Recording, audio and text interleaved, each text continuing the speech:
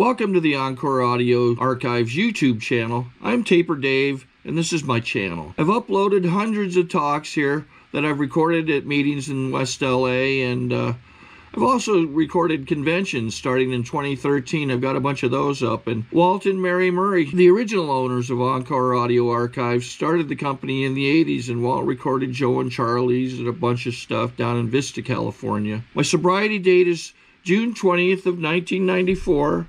I hope you find something you like, so please like and subscribe to my channel and comment down below. If you want to hear something that I don't have or that you don't see, I'll see that I get it. Anyways, take care and have a great day if you want to. Thank you, everybody. Yow!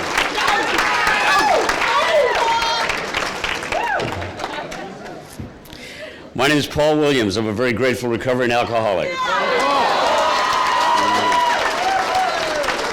And I'm sober today by the principles of this amazing program and the forgiving love of an amazing God, and a sponsor with an incredible sense of humor. He showed me that you could love somebody and still want to hold their head underwater at the same time,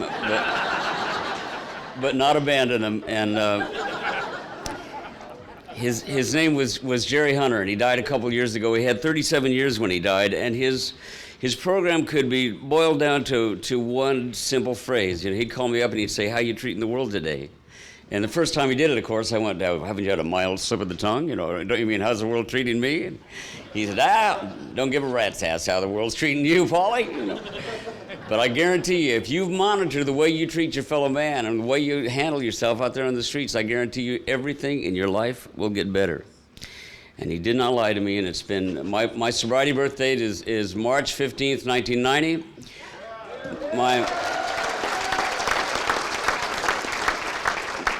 The world's a safer place, trust me. You know.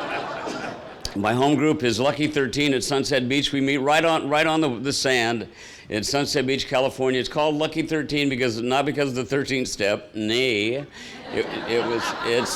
it's on Broadway, but it used to be 13th Street. So we're Lucky 13, and if you come to Sunset Beach, you'll find us at 9:15 in the morning, Saturday morning on the beach.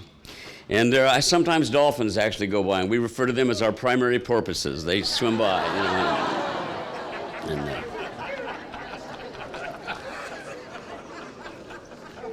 I found that the sobriety countdown really, it was interesting. The road that I traveled during this sobriety countdown is not unlike my own recovery, I think, in a certain way, because, you know, we start out at 50, and I'm going, oh my God, 50, and when am I going to have 50? And then I did the math, and I went, well, never, you know.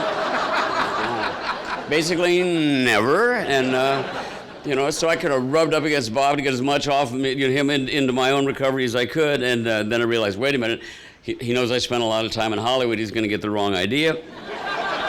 But then as we come down, it's interesting because I click into this little place where, you know, it's a kind of a fine line between grandiosity and envy. You know, it's like, there's 27 years. 27. Well, I'll be trying to. But then you get down into 8 and 7 and 6, and all of a sudden, you begin to see the kind of passion that 90 days gets out of somebody because they just walk through glass, you know.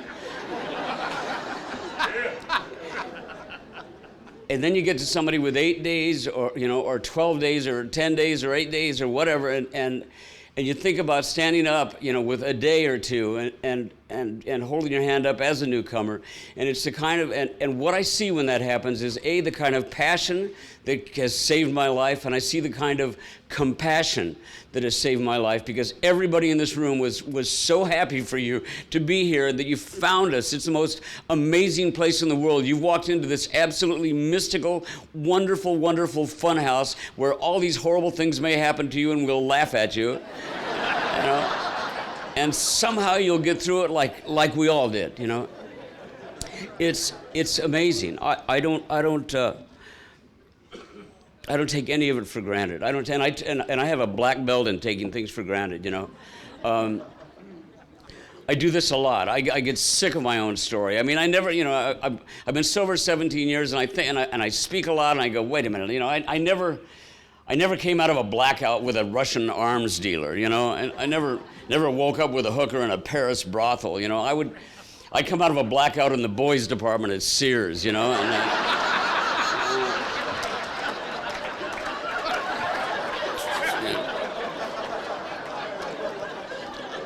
Trying on sweaters, and wait a minute,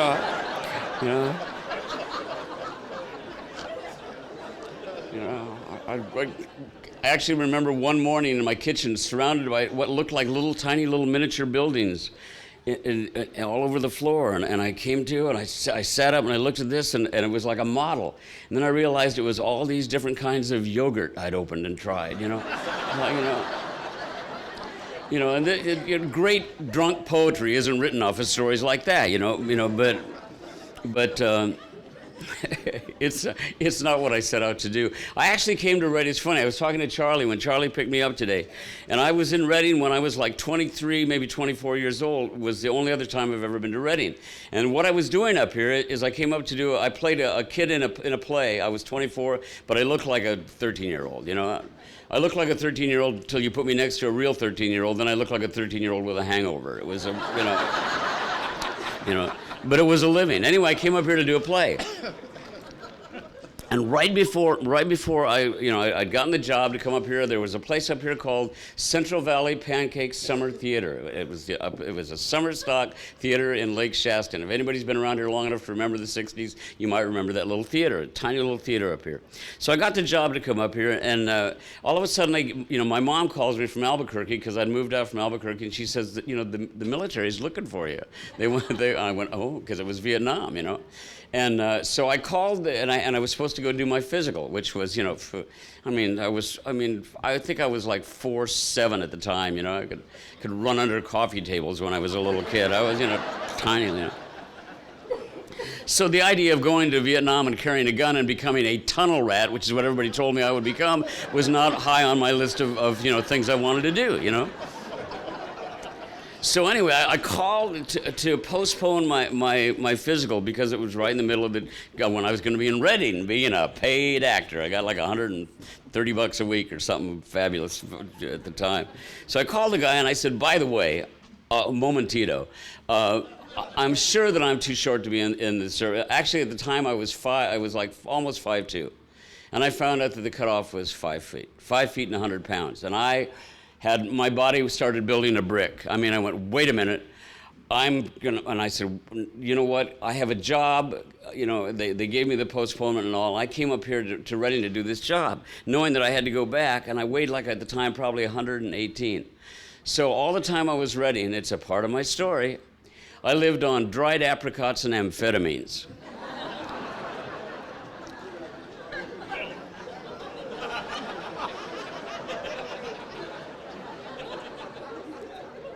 And Bill W. talks about giving Dr. Bob a beer and a goofball and go do the surgery and everything. So at that point in my life, I needed dried apricots and amphetamines. And I got under 100 pounds. And it never occurred to me that it had anything to do with the reason we're here today until I began to look at my past, And I realized that someplace, probably around the time I came to Reading, I crossed that line from use to abuse to addiction and became a full-blown alcoholic along the way, And my drinking became drinking that I tried to hide after a certain point. At first, I was very proud of my drinking. I'll tell you that. I was one of those people that I loved what alcohol did for me. I'd walk into a bar, a Shetland pony, and come out a Mustang. Man, I was a good-looking little stud muffin when I had the right combination of chemicals in my system, and I drank, and I'm a writer, so yeah, I drank and everything, but I hit that point at a certain point where I became the kind of drinker who, instead of being open and proud of it, became somebody who lied about it, and to hide my medicine, to hide my alcohol, to hide my stolichnaya, and every now and then I had a minor little, I played with cocaine just a little bit, about 24 years, but to hide it, I became a chronic and habitual liar. And somebody asked me also when I got here today, they said, well, now did you get sent here by, is there an agency that hires you to do this? And I went, yeah, his name was Jerry Hunter. He was about that tall. He looked like Yosemite Sam, and he said, when they ask you, do it. Suit up and show up and hush up for now, I spoke in Florida one time, and somebody very recently, and somebody asked me what I got paid for doing this, and I said so far 17 years, and it's.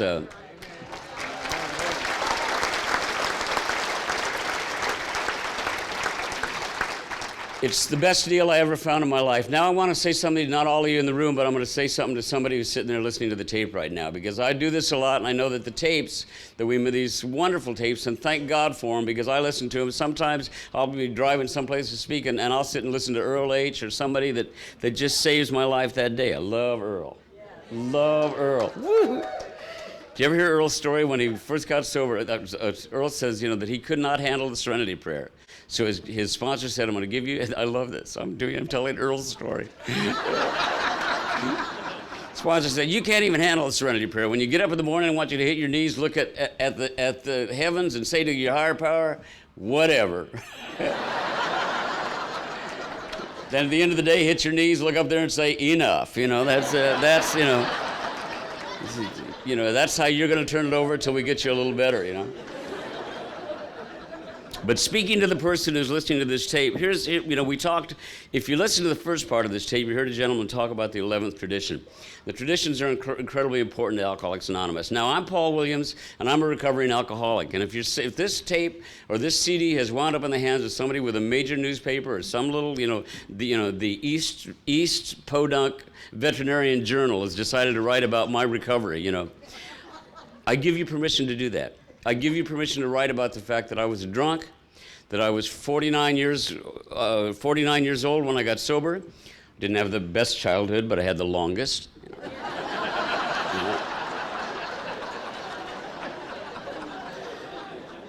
I give you permission to say whatever you want about the fact that I got sober, and that I'm more grateful than you can ever understand about the life that I have today. I only ask one thing. Do not print my name next to the words Alcoholics Anonymous. We have a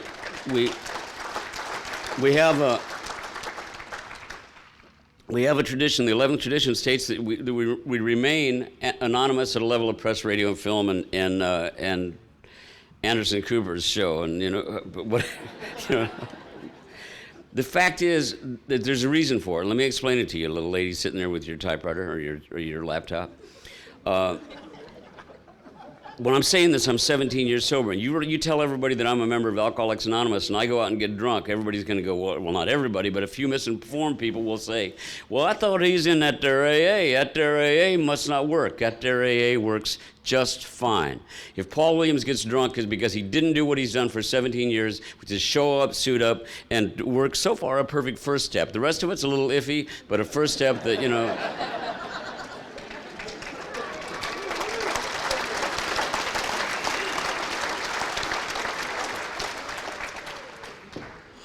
Some of you may have heard my story before I spoke up in Grants Pass. That's close by, isn't it? Anybody hear me at Grants Pass?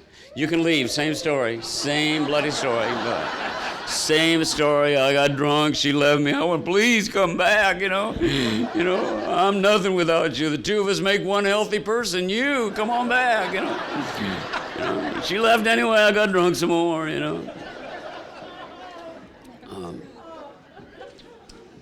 So if you heard my story, you can. That's basically it. I was raised in a household. I always say to the extent that I was raised, because they never didn't do a great job with that. My dad was 6'1". I had two brothers that were 6 feet tall, and there's a mild resentment we're still working on. But that's like taking the poison yourself. I know, and it's become a tasty poison. No, I had two great brothers, and they're both recovering alcoholics. My older brother Jack died. God bless he was sober a bunch of years before he died, but not in the rooms. You could see his knuckles from a spaceship going over. Just a sweet man though. And I have a younger brother who's almost 6 years sober, he's a lot bigger than me, so we're really happy that he's not drinking. He has a tendency to toss people around that he loves, wait a minute, I'm airborne,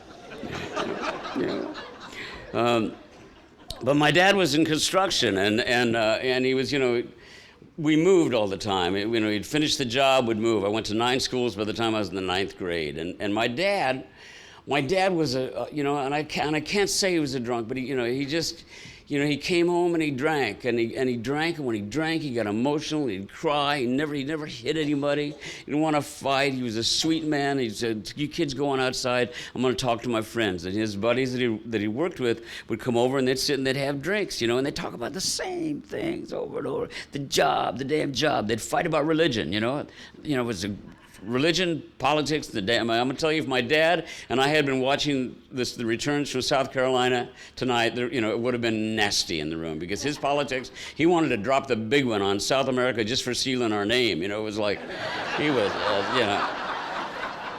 as right-wing as you're going to meet, But I don't talk about politics up here because my son sat right in front of me one time, and I said something really clever about somebody, and my son came up to me afterwards and he said, "Dad, I hope there wasn't a real somebody on the opposite side of your your process, there was a newcomer walking into the room that day." And I went, "Oh man, from the mouths of babes, and."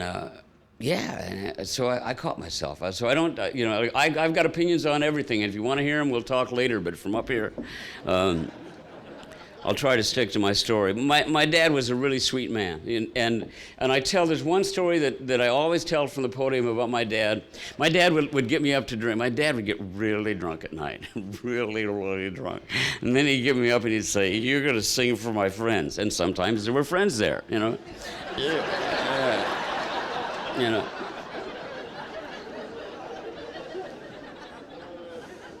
That's not honest. That's funny, but it's not honest, because that never really happened. It's funny, but it never happened. But my dad would get me up, and there'd be like Ike McShane, one of his buddies, sitting there, and all, or a couple guys, and I'd get me up to sing Danny Boy at 3 a.m. And I'm going, "Dad, it's 3."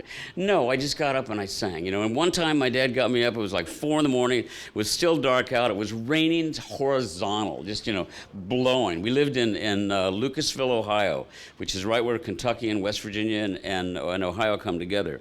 I was probably 9 at the time, maybe 10. And my dad got me up and he said, "You know what, my son, we had a 50 Merc. He put me in the back of the 50 Merc, and he and Ike McShane were in the front seat. He had a bottle, they were passing back and forth. He says, 'You know what, my son? We're going to go see a professional baseball game. Going to go see the Cleveland Indians play baseball.'" Cleveland Indians baseball team. I'm going, "Don't look at me, Dad, watch the road, I'm 67 years old, and I can close my eyes and I can see the windshield wipers, and I can see the rain, and I remember feeling that it was my concentration that was keeping the car on the road. Now, there's a lot of information in that sentence. There's the grandiosity of an alcoholic in training. It's my concentration that keeps the car on the road. There's also the perfect opportunity for me to take a moment and welcome the Al-Anons that are here. God bless you for what we put you through,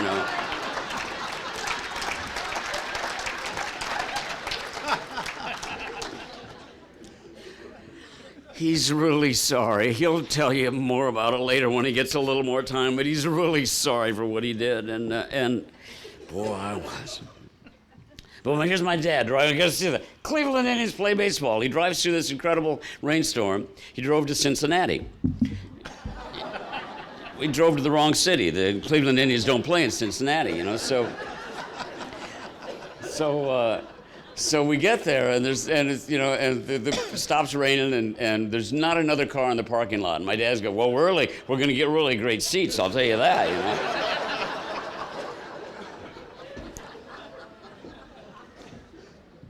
Anyway, after a while, no other cars come, and he gets out and he walks up to the window, the ticket thing, and again, I can close my eyes and I can see him. He was wearing.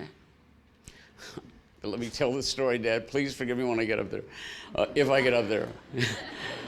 He was wearing suit pants and what we now call a wife beater and slippers to go to the. Yeah, that's what he wore out of the house, He's got his wallet out or his money, and he's looking at this thing, and he realizes what he's done. And I saw what I refer to as the alcoholic slump. I mean, I have a master in it.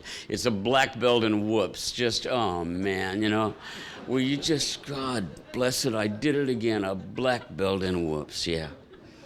And, and he walks back to the car, and it's just, and I know what he's thinking. I know what he's thinking now because I did the same thing again and again myself, He's thinking, I screwed up. You try to do something right, and you screw it up, Williams, So he gets back in the car, and he said something to me that is a reason for me telling the story. He looked at me, and he said, Paulie, there's not going to be a baseball game today, but it's the thought that counts.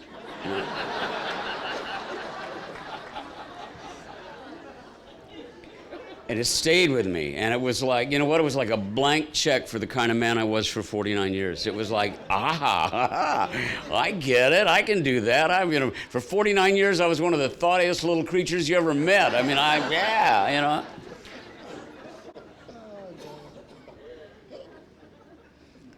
Then I found these rooms. When I came into these rooms, you guys told me, no, it's not about the thought. It's not the thought that counts. It's not even the emotion that counts. What you feel, it's about your actions. You're responsible for your actions. That's what I heard from Jerry Hunter. You're responsible for your actions. Become spiritually vigilant. It says in the big book of Alcoholics Anonymous, the spiritual life is not a theory. We have to live it. How do I do that? I become spiritually vigilant. What does that mean? How the hell do I do that? I learned through the years that my windshield gets dirty on the inside. That's it for me. My windshield gets dirty on the inside. I have to stay conscious of my actions. I have to try to show up and tell the truth and try to be a better man today than I was yesterday. And I've never had more fun. My dad died in a single car wreck in Lucasville, Ohio. He had been to a party. He had a bunch to drink. He was driving back and he hit the abutment of a bridge, and he died about a week later. God, I would love for him to have known about AA. I wonder, you get into that, I wonder what's, They've asked me to come speak at the 25th, I don't know if it's their 25th annual or their first annual at 25 years meeting of adult children of alcoholics. And I've never been to an adult children of alcoholics meeting in my life. I'm going to try to cram 3 or 4 right before I go speak at their convention, try to catch up on my tortured look, and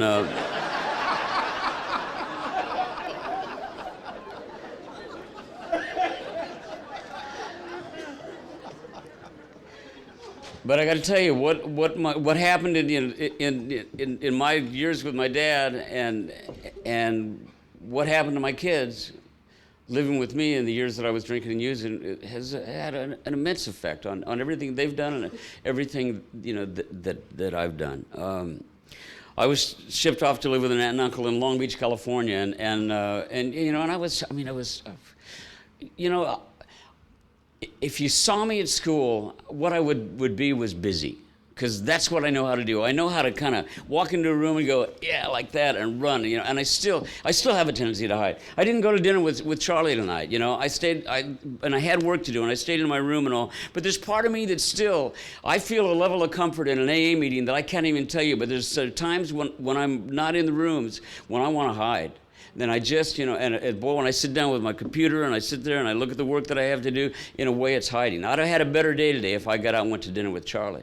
So it's something I'm working on. It's progress, not perfection. It's something in me that I'm dealing with on a daily basis and all. I got a friend, a comedian named Kenny Bob, who's got a great line. He said, he said, think about my sponsor. Do just as much as you can every day. For his sponsor, his big thing is he no longer chases anybody on the freeway past his own exit,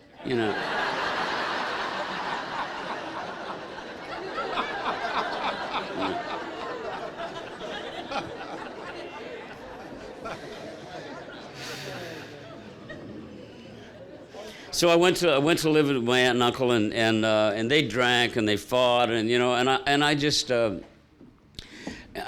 somewhere along that time, it wasn't so much that I started drinking then, is that I felt so bloody uncomfortable, and yet what was going on my face never reflected it. I lived in fear. Fear is the great activator of all my character defects, and boy, one of my first defects is that no matter what I'm feeling, I can show you fine. I can show you advanced fine. I don't even know I'm that scared. I'm boy, get sober and you find out, But, but I'm walking around with these kids, and and first of all, everybody in California is, when I got out of high school, I was 4'6", and I looked like I looked like a Muppet. People were looking for the wind-up key, I was tiny, and everybody was like 6 feet tall, and surfers, and everybody had a tan. What color I have, I got from the light in my refrigerator. I'm not, grayed out, And I had a really slow body clock. I mean, you look at me, and if you ever see me I did a couple of pictures when I was in my 20s, and I look like I'm 12 or 13, I mean, I remember the most horrible place in the world for me for the first years of my life was the shower at gym. I mean, it was like standing there going, God, I don't care how big you make me, just cover me with fur. Let's get this body,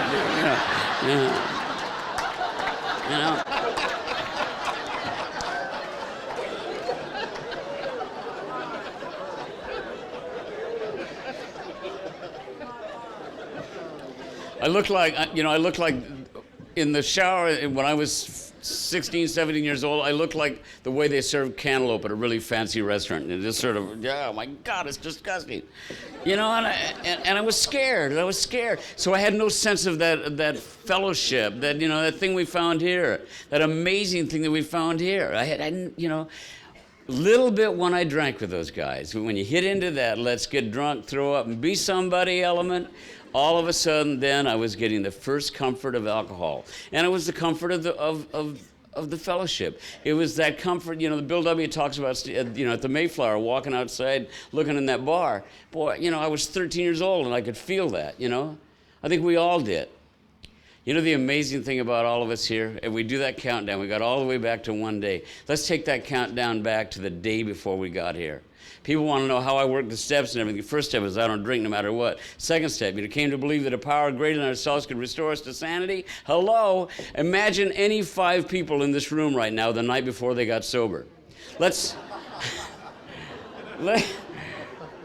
back that countdown instead of 1, and we all stand up and now let's go into a nice horror film. Let's go back to the night before we all got here, because I know what mine was like, and I would be willing to guess you can take any 5 people in this room and put them together on the night before, and the cops would have been there in about 13 minutes,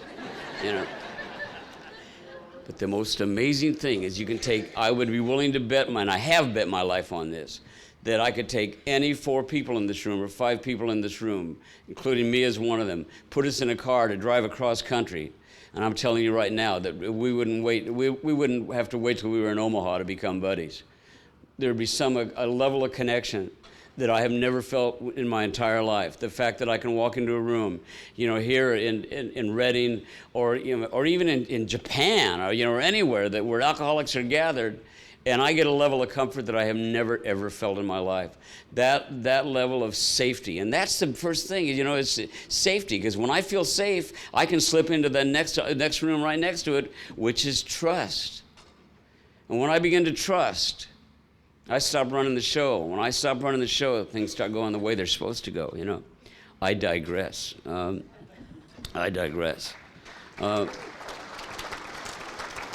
Well, I'll digress more in the future then, because I love that applause, I love that applause. So anyway, I started drinking when I was in high school, and I drank a little bit, and I think I don't really think I drank alcoholically, but I acted alcoholically. That part of me that was just scared to death and kept running from people. I have to tell you that when I was a year sober, I went to UCLA, and I walked into a classroom there, and I looked at about 50 people, and I remember thinking, oh my God, they all know each other, and it's like, oh man, and they're staring at me, and they're all friends, and then some little place in the back of my head that got a little better went, no, it's their first day too. And I went, my God, that's recovery. Because part of me as an alcoholic, what I have discovered through the years is a part of me that just feels like, you know what? Everybody out there knows something. There's a book of instructions that I didn't get. And I don't know how the hell to do this thing, but I'm just going to keep moving, just going to keep moving. And so that fear kept me away from everybody else, through the years. I won't go into a long drunk-a-log. I'll tell you that I loved to drink. I loved the way it made me feel. I loved I lived in Santa Barbara. I lived between Robert Mitchum and Jonathan Winters, and I was, for a brief period, I was the normal kid on the block. It was like, you know, and I didn't know how to have relationships. I knew nothing about girls. I mean, girls scared the hell out of me. I liked them better than boys as soon as I found out there was a difference. And I was at the perfect height to discover the difference right away. I was like, hey, wait a minute. This is good. These are breasts, aren't they? I'm like, yeah, You keep the basketball. I'm going to write love songs, so. And that's basically how that happened. And I became a songwriter. And in the 70s, I wrote some codependent anthems that, I spoke at Hazelden's 50th, and at the same time, Claudia Black, who wrote Codependent No More. Is that her? No, Melody Beatty wrote Codependent No More, was in the next room, and I thought, God, when worlds collaborate, and because I wrote some what I refer to as the ouch mommy songs, it's like, come here, I'm nothing without you, and all. But but the career went, the drinking accelerated, and what I found is if alcohol made me feel big enough to deal with the rest of the world, then cocaine made me feel like I could shoot basketball for money. It was just the most amazing discovery, and it was the 70s, and they said in the newspapers that it wasn't addictive, and evidently I am, though. So, to everything. I mean, even golf. I love, and if you want to see recovery in action, watch a bunch of alcoholics out on a golf course. It's amazing, rigorous honesty,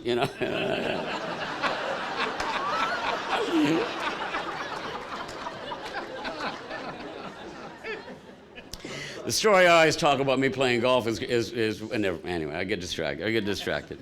Anyway, I drank excessively, and I don't know how it progressed to the point that it did, where all of a sudden, my life was falling apart, and I didn't notice, for a lot of years. In 1986, I left my wife and my 2 kids for a 22-year-old psych major who who said to me the magic words, "I don't think I can stay with you because you're an alcoholic, and I don't want to watch you die." So, for the first time in my life, because I have a God-shaped hole in the center of my chest. I have a God-shaped hole in the center of my chest, and I've tried to fill it with a lot of things. I tried to fill it with alcohol. I tried to fill it with other drugs. I've certainly tried to fill it with relationships, with sex, with just come here, I'm right now, please, alone, no, us, yeah, alone, bad, us, good, and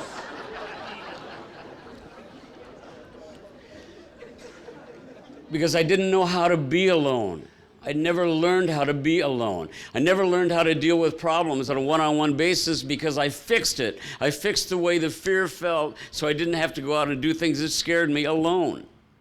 I never sat in the problem, with the problem, moved into a solution and walked through it and got on the other side and went, well, that wasn't so difficult, No, instead I've medicated the feeling, And I did that until I met this little girl. And she was, because I did not want to lose her, I went to a place called Schick Shadle in Santa Barbara, which is aversion therapy. Aversion therapy, if you haven't experienced it, is a really interesting thing.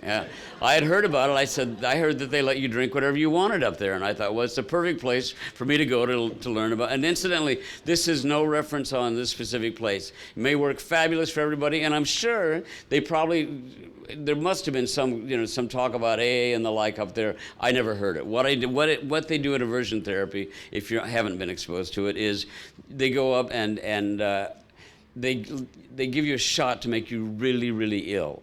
And then they take you into a room, and you sit in a room with a big bowl in front of your chair. And I said, what's the bowl for? They said, you'll find out. And yeah, exactly. This is, if talk of vomiting gets you, you better run out of the room right now. But They give you the shot and then you start drinking, and oh, it's awful. You get so sick, and then you go sit in a room for like 3 hours and you think about it, But by God, it worked, Also, every other day, they give you a shot of sodium pentothal, truth serum, right? They give you that, 100, 99, 98, 3. And they ask if you want to drink. If you say, yeah, I want to drink, then you go back and throw up some more. They said, Mr. Williams, we're worried about you. I said, why is that? They said, because you're always early for the sodium pentothal, Yeah. Yes, of course, who wouldn't be early for the sodium pentothal? Here is like what I've done. Oh, my God, look at this. And then there's mommy, And I've always preferred mommy, But it worked. For 7 months, I didn't get a program. I didn't get a sponsor. I might have gone to a couple of AA meetings just so somebody would see me there and maybe spread the word. But yeah. For 7 months, I did not drink. For 7 glorious months, and I'm sure I was a joy to live with, I did not have a drink. And then I went to Jamaica to work on a project. Went to Ocho Rios, Jamaica. Beautiful home, pool, all white, lush greenery around. Guy in a white jacket and a silver tray comes up to me and he says, Mr. Williams, would you like to have something to drink? Well, perhaps a rum and coke. I went, bling. I went, wait a minute. It's 2 o'clock in the afternoon in Ocho Rios, Jamaica. I haven't had a drink in 7 months. That's 7 months, days and nights and weekends. I am the Paul Williams, I can handle 1 rum and coke. So 2 o'clock in the afternoon in Ocho Rios, I had a rum and coke. At 2 o'clock in the morning, I was at Bob Marley's grave explaining reggae to a lot of black people,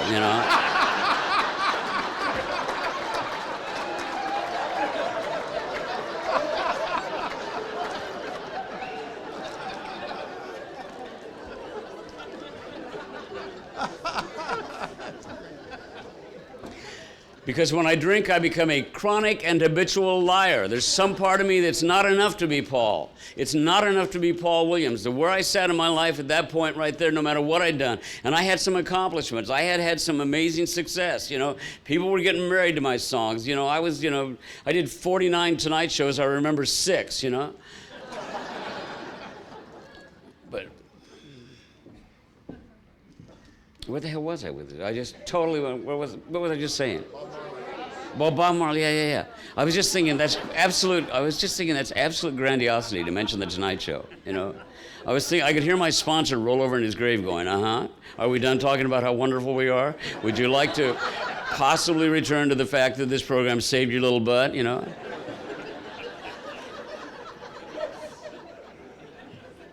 It's an amazing process. It's an amazing process that if I continue to give myself to it, I feel fabulous.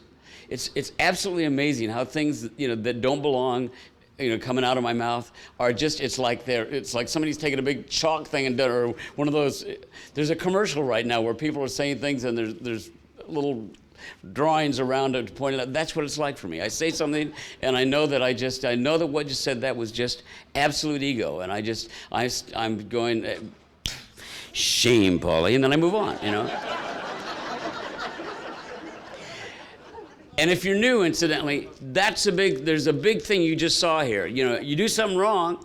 You don't go to dinner with Charlie and you feel bad about it. Straighten it out right there. You say something you wish you hadn't said at the podium. Straighten it out right there. You mention which political party you're on and your kid busts you on it. Tell him he's right. If you spill your water, move it away from you.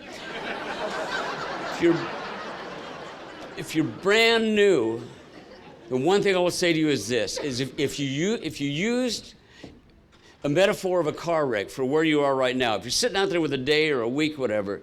And you look at your drinking as a car wreck that you just survived, that rear view mirror hasn't even stopped vibrating yet. So don't look too long at the life you have behind you. Don't look too long at that and go, oh my God, I'll never be able to fix this. It hasn't even stopped vibrating yet. Give yourself a little time to just love yourself. Let us love you. And when it stops, you'll see some things that are shocking, for sure. Oh no, did I do that?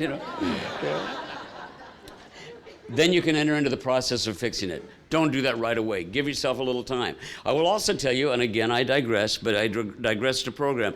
I find the most amazing thing about my life in this program is that the way I relate to the steps and how I relate to the steps is something that is constantly changing. I give you an example. I made my amends, like everybody else makes their amends. I did my 8th step, and then I did my 9th step. And there was one name on my amends list that I looked at and I went, nope, don't have to make an amends to her. No and no and no. Me, wonderful, her, miserable, you know. Me, poor little victim, her, miserable, you know. And I look at it, and I look at it, and I look at it, and I went, you know what? I'm cleaning this one. I'm cleaning this one.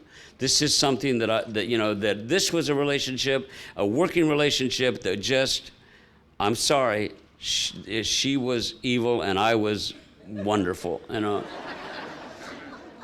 I was about 4 years, maybe 3 or 4 years sober. And it's really interesting. There's this place right before I fall asleep that's like between sleep and wake that God uses as a mail slot.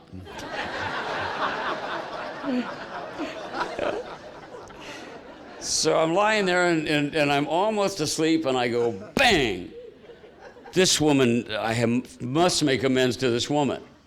And you know, what had happened is that in the years that had passed, the facts hadn't changed, but I'd gotten far enough away from the facts and far enough away from the emotional entanglement of the facts to let go of the grandiosity and the poor me's and all that crap to go, you know what? You miserable little, you need to pick up the phone and call that lady and apologize. And I did that day. That was a prompt 10 step for me, you know.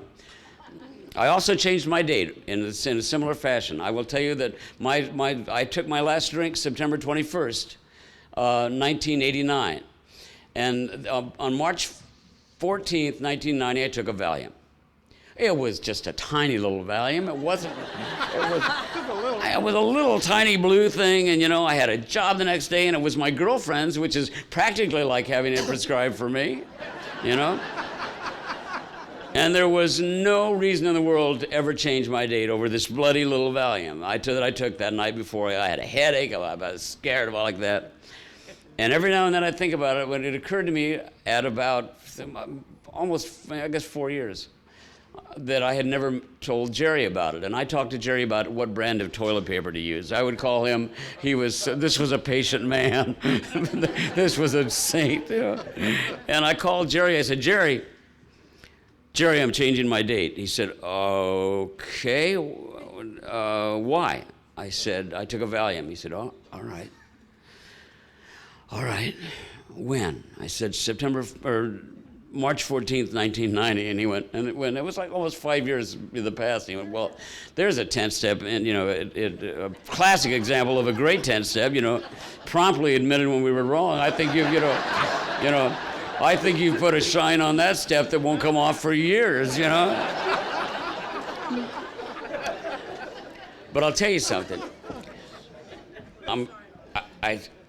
I changed my date, and by God, it's amazing because I'm a songwriter, and I could not write my name. I was so blocked. I was totally disconnected from music. I was done with writing. I was off in a different place in my life. You know, I changed my date, and it poured out of me. It's spectacular how that's not really a lie, that's not really a lie. How when I finally got honest about it, how it just poured out. And the songs, incidentally, are no healthier. They're just, you know, they're still ouch mommy songs, but, you know, but there was in everything that happens to me in sobriety, at some point, the big stuff and the little stuff, there are great lessons and all. I was out for probably 2.5 more years after that drink in Jamaica. And eventually, the bottom for me was I went to Oklahoma City to do a gig, and the lady that I was in love with had left, and the party was over. The party had evolved, you know. And this again to you, Al-Anons, I'm sorry. She would sit down with me and she'd go, "I know you're drinking. I know you're using. I'm not going to leave you if you'll just get honest. Let's get you some help." And I'd go, "What's the matter with you? You have a lot of issues with men, don't you? You know? What did your father do to you? You know?" and you know, and I would make her doubt herself, and it's one of the nastiest things that I have to share with you is that, you know, because this little girl, I mean, she's 22 at the time, maybe 24 by then, and she's looking at me and she's doubting herself. Because when we rise up in our addiction, when we rise up, you know, in the midst of our ism, we are powerful. We are powerful, and we find people that we can bend around, and that was the situation, you know. And she would go to bed doubting herself. She'd go, maybe there is something wrong with me. Maybe there's something wrong with me. She'd go to bed, and I would sneak out the puppy door and get more booze and dope. Sneak out the puppy door. Thank you very much. I was 48, 49 years old. I'm sneaking out the puppy door. Okay, wait a minute. There's a really good reason for it. We had a really squeaky front door, you know. And when you've been up like 2 days and nights, sounds get really amplified, you know. You know, and you're exhausted from peeking out the Venetian blinds at the tree police outside, you know.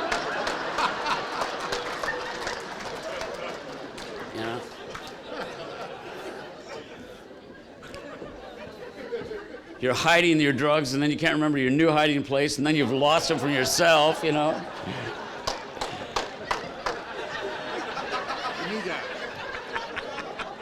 Oh yeah, well you belong here, you know. Yeah, and so do I. And I ain't giving up my seat for nothing, boy. I love it. It's funny, when I finally got sober, I went down to the basement for something, and I noticed a fishing boot hanging by the stairs as I was going into the basement. And I went, I don't fish. Wait a minute.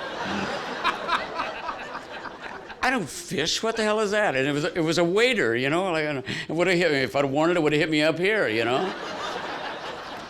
But by God, I stuck my hand down in there, and guess what I found? You know, yeah. You know. Anyway, I went to Oklahoma City. What my absolute bottom was, I went to Oklahoma City, and you know, I had been hiding out. My kids were up in Santa Barbara, and I lived in L.A., and it was about a 93-mile drive or whatever. I could not make it from my house to their house and back with the kids in the car without having a drink and a toot. And I did exactly what my dad did. I was making my kids look away so they wouldn't see me sneak the bottle out from under the seat, you know, or the toot. I'd say things like, "Is that cow on fire?" You know.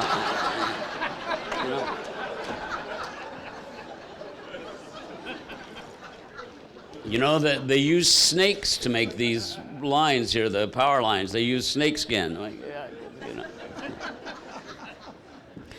So I went to Oklahoma City, and I had a full-blown psychotic episode. And I talked about my dad, how my dad dressed to go to a ball game. I had a tuxedo on. I was going to perform at Oklahoma, at a university there. I don't remember which one. I don't remember. But it was an outdoor show in the daytime, and I came walking out of my hotel suite, and the promoter was there to meet me, and we're walking down the hall. I've got a tuxedo on. He's looking at me like, really? It's like, I don't know if it's 2 p.m. or what time it is, you know? And I had a full-blown psychotic episode. I was thrown up against the wall higher than my own head by a monster that wasn't there. I was thrown down escalator stairs. And this guy looked at me with such terror in his eyes, you know, like, what have I done? He had a full house, or a full lawn, as we say, waiting, you know, to see me, and I was freaking out. I remember riding in the car, going over to the gig with him, and looking in the rearview mirror, in the side mirror, and I could see what looked like a little monster version of myself, and it was biting on my ears, and it was biting on my neck, and it was like the devil. It was like the devil. And I didn't do the show that night, of course, you know, and I think I did it the next afternoon. I think, you know, and I lied. I went, you know what? I had an allergic reaction to some medication I was taking. Yeah, I was taking Antabuse to try to get the girl back, showing her that I wasn't drinking, and with it I was using a variety of other meds, you know, cocaine, and self-prescribed, if you must know the truth, you know. Anyway, I went back to LA after that, and I kept drinking. And I don't know if it was 3 weeks later or a month later, or, I'm not sure exactly how much longer, but it was very quickly after that in a blackout I called a doctor and I said, I got to get sober. You have to help me. You have to find a place for me. And he called me back the next morning. He says, we found a place. I said, what are you talking about? He said, you called me last night. You said you wanted to get sober. And I went, somebody's been using my body again. What the hell is going on here, And I threw in the towel. I mean, I just had that moment of clarity of that, I didn't want to do it anymore. And I went to a place called New Beginnings in Century City. This was September of 1989. I was in rehab when the big earthquake hit San Francisco. And it was just the most amazing gift I've ever been given in my life. It was the most amazing gift I've ever been given. And Jerry Hunter was a driver that I knew and who never had a drink, and I called Jerry and I said, would you sponsor me? And I began this walk in this path. And one of the great things that happened to me was I finally came face to face with the fact that I'd been so scared for so long, that I'd lived in such fear, and I didn't want my bull crap to jump into the beginnings of this recovery. So for the first time I prayed about it, and I said, and I didn't know the expression, I want what you've got, but that's what I basically said to God. They all look so comfortable. These are people in rehab with me, incidentally. They all look so comfortable. It's like they know something I don't know, and there's something I haven't seen that you've never shown me, and damn it, I need some help here. There's something I haven't seen that I need to see, because I don't want to do this anymore. I don't want to go out and just crawl out the puppy door at 3 in the morning, I don't want to drive with my kids in the car. I don't want to crash my car with a girl sitting next to me with no seat belts and do the kind of damage to her forehead that I did. Took a lot of surgeries to fix. I don't ever want to do that again. There's something I don't know, and you have to show me. And I grabbed what I thought was a blank piece of paper to write my first step. And when I picked it up, I saw that it was, there's not even any paper around here. There's something printed on the other side. And I turned it over. For the first time in my life, I read the words, God, I offer myself to thee, to build with me and to do with me as thou wilt. Relieve me of the bondage of self, that I may better do thy will. Take away my difficulties, that victory over them may bear witness.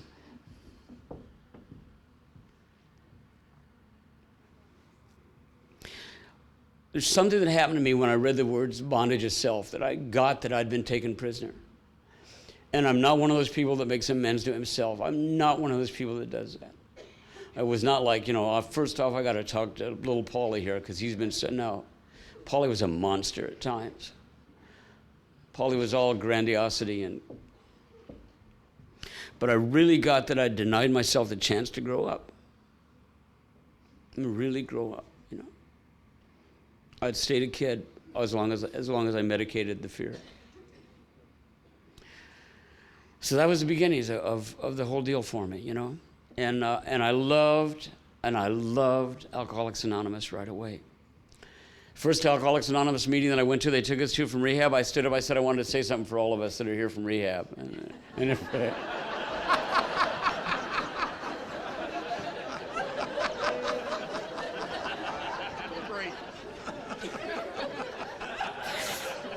God.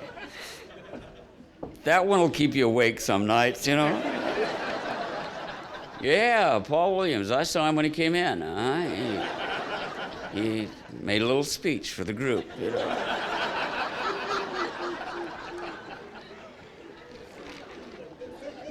And I entered the process, and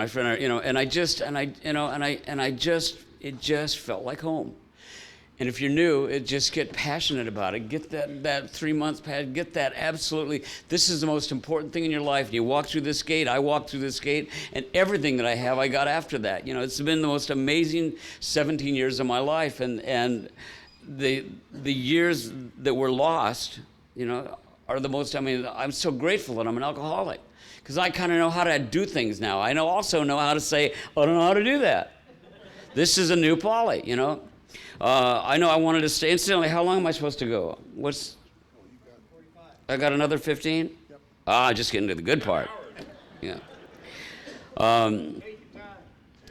Well, I decided that I wanted to do this. All I wanted to do was be around recovery. So I went to UCLA, I mentioned it earlier, to get I'm sure I was the only alcoholic to ever do this, to get my certification as a drug and alcohol counselor.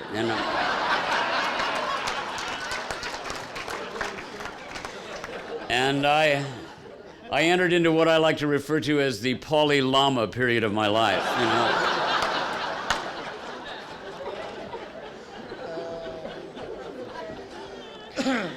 I will tell you that I am absolutely sure that I saved one life, and you're looking at it, It was a great little transitional tool for me, and I was passionate about it. I loved it. I was pulling people off of bar stools. I wanted to give this away. Rarely have we seen a person fail a flail. On the golf course, that's what we say. Rarely have I seen a person flail who has thoroughly followed our path. I play golf anywhere in the world except Ireland. They keep grabbing me going, "Where'd you hide the gold, you little bastard?"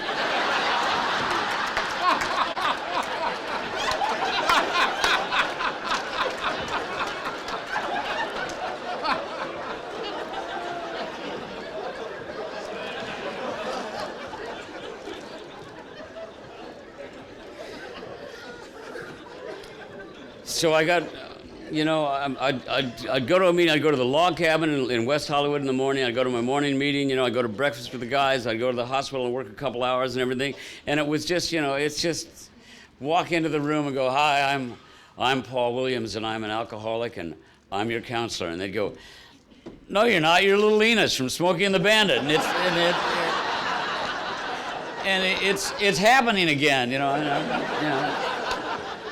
No, damn it, I'm here.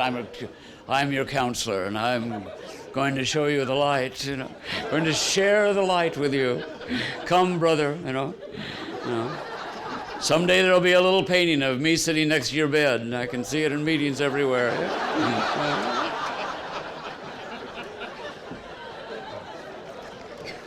But it's just part of the process, and eventually I started doing life again, and I had a great sponsor who had 37 years when he died, and Jerry was just the sweetest man in the world, and it was like the dad I never had, but it was also like a brother, and it was it just amazes me that I found this process, and the steps and the traditions give a structure to my life whenever I remember to return to them. And it's as simple as that. I mean, it's a simple program, and I complicate things really easily, but it's given me my life back. I did work for a while, and at a certain point, you kind of returned to life, and I was like a year sober when I got married to somebody. They had less than a year, and that's one of the first things I heard. Whatever you do in the first year, don't do anything. Excuse me, can't finish that sentence. I'm off to go get married. And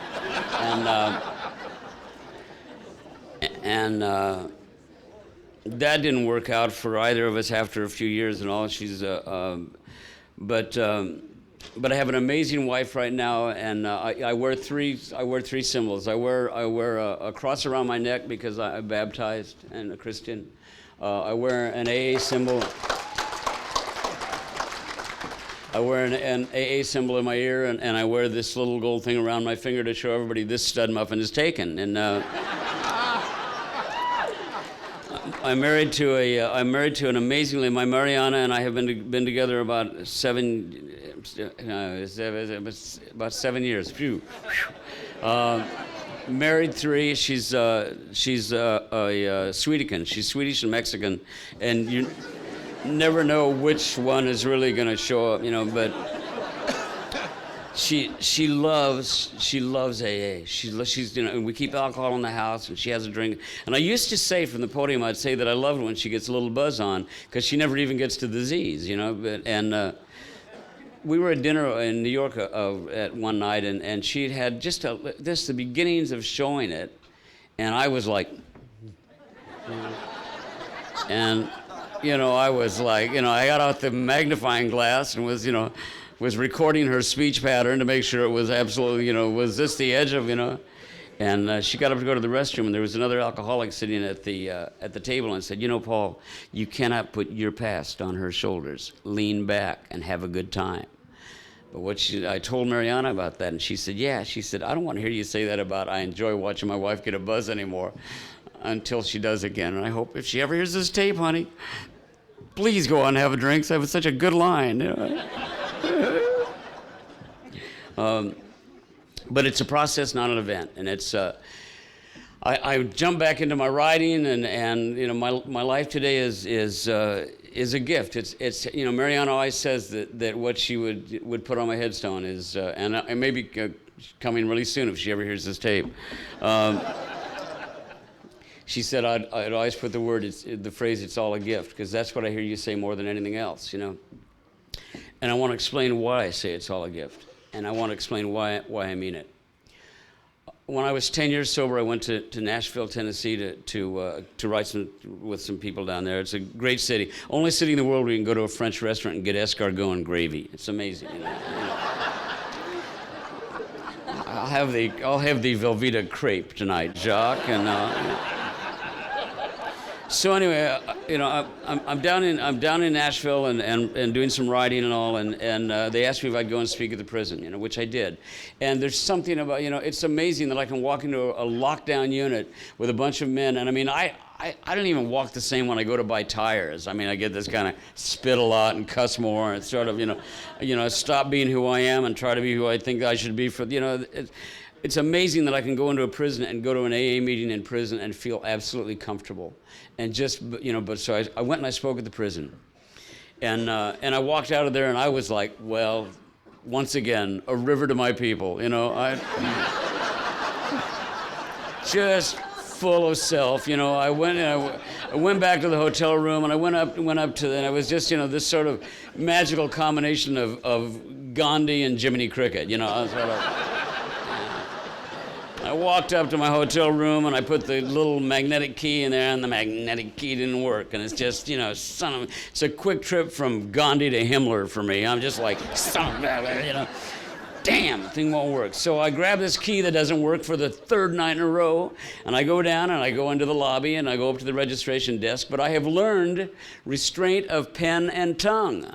So I'm nice to this guy. I say, "Excuse me, I know it's not your fault, but this doesn't work again." And while I'm standing there, I notice that everybody in the room has got little badges on, like we do tonight. Little badges. And I went, okay. And I look around, and it's a convention of talent buyers, people that hire you for gigs, you know. So this guy walks up and he taps me on the shoulder. I turn around, he said, "Hi." He's got a thing that says, "Gary," and Oklahoma City. He said, I hired you once, I just wanted to say hi. And I went, "Oklahoma City? Are you the guy when I did my Linda Blair, you know, yeah, lick me, you know, your mother, you know." And he said, "Yeah, that was me." And I was like, "Well, I'm 10 years sober now, and blah, blah, blah. And I was speaking at the prison, and blah, blah, oh, I found her, blah, blah, you know, just full of it, just, you know, just." And he smiled and nodded. He said, "Yeah, I'd heard in the rooms you got sober." And I went, God, he was a recovering alcoholic in the rooms. Probably just being with me that one day may turn him into an alcoholic too. You know, yeah, wow. I didn't realize I had that kind of power. I said, oh, you're one of us. You remember the fellowship?" And he reached into his pocket. He reached into his pocket and he pulled out a chip for 17 years. And so he said, I did the math really quickly, and I went, "Oh my God, you were 7 years sober when that happened." He said, "That's right." And I said, "Well, what did you think?" He said, "Oh, Paul." He said, "Paul, I've never seen anybody so sad, and not trying not to show it. I've never seen anybody in such trouble, you know, just the sadness, you know, the sadness."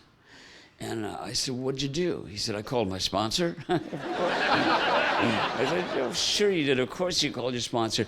I said, and this is the part, this is the most important part of my entire story. I said, what did your sponsor tell you to do? He said, I'll tell you exactly what we did. We got together a prayer circle of alcoholics in Oklahoma City. And we prayed that either in or out of the rooms, that you'd find relief from your disease. And in about 3 weeks, in a blackout, I called a doctor.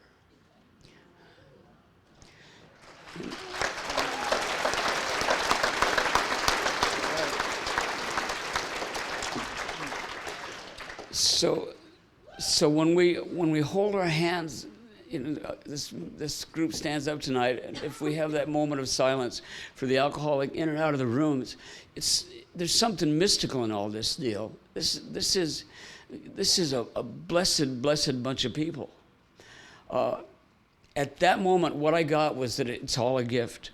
That's where I got it. I mean, I really got it. And I have to tell you that before that, I was one of those people that would say it's all a gift. But there was a piece of me that felt like I'd earned it, that I'd worked for it. But by God, I go out and I speak when they ask me to, and I did the steps, and I got a sponsor, and I did it. And there was some part of me that went, you know what, I earned this. I didn't earn any of it. I haven't earned any of it.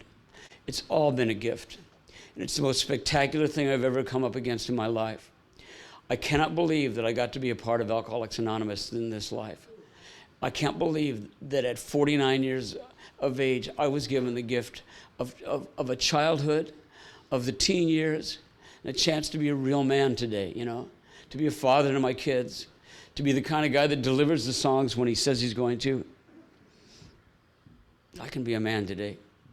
And that's all from you, and I thank you every day. Thank you. Thank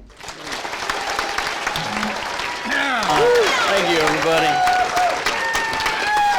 Yow! Thank you, Paul. Thank you.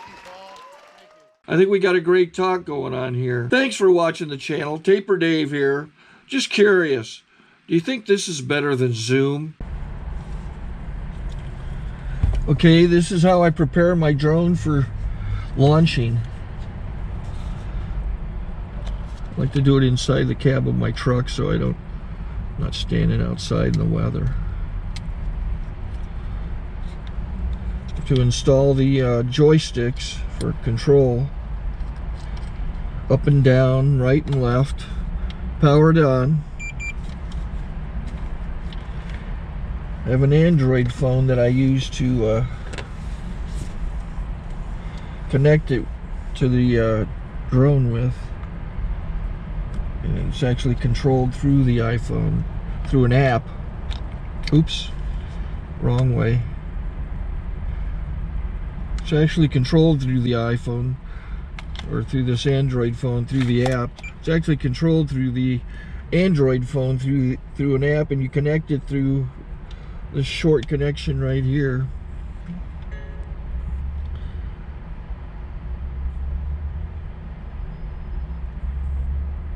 Remote control connected. Remote control's connected. So I pull out the drone. I have to extend the legs. Long legs extended first, then the short legs. Remove the gimbal protector. Set that aside, then power it on one short burst, then one long burst. I lay it down. So I have to go to calibrate. So the drone's not connected yet.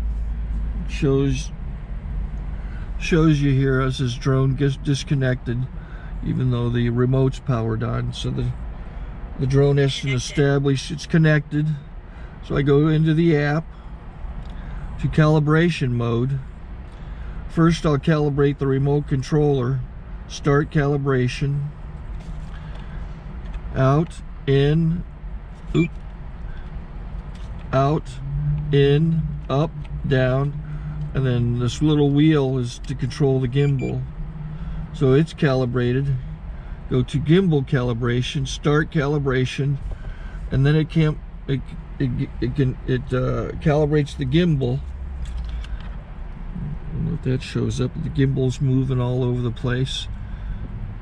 Changes, you can see it on the video. And I'm calibrated to take off. It's acquired 7 satellites at the moment. There are 26 satellites up in the sky, which it has to acquire before you can take off. So it's connected. It's got enough satellites. This is white. I can go to press this little arrow button, swipe right to take off, and it would start the motors if I slid this to the right. But I'll wait till I get outside. Don't want to do it inside.